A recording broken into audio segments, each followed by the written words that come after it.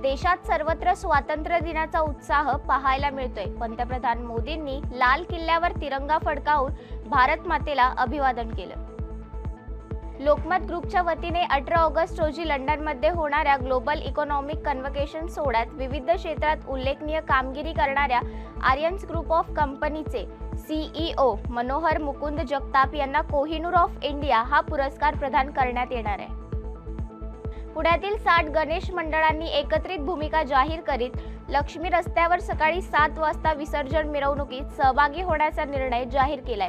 बेलबाग चौकातून सकाळी 7 वाजता मिरवणुकीची सुरुवात करून 12 ते 1 पर्यंत आम्ही लक्ष्मी रस्ता मोकळा करू, अशी माहिती मंडळाच्या प्रतिनिधींनी दिली आहे।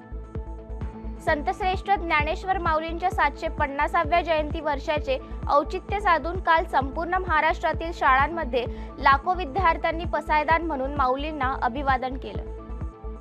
शासनाने उच्च सुरक्षा नोंदणी क्रमांक असलेली नंबर प्लेट बसवण्यासाठी अंतिम मुदत 30 नोव्हेंबर पर्यंत वाढवली आहे। त्यामुळे वाहनधारकांना दिलासा मिळालाय।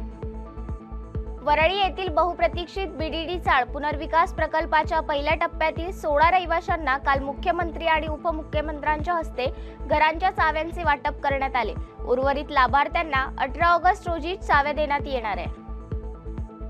जलव्यवस्थापनात मोठी कामगिरी करणाऱ्या बीडच्या मस्साजोगच्या सरपंचांना दिल्लीत ध्वजारोहण सोहळ्यासाठी विशेष निमंत्रण देण्यात आले होते।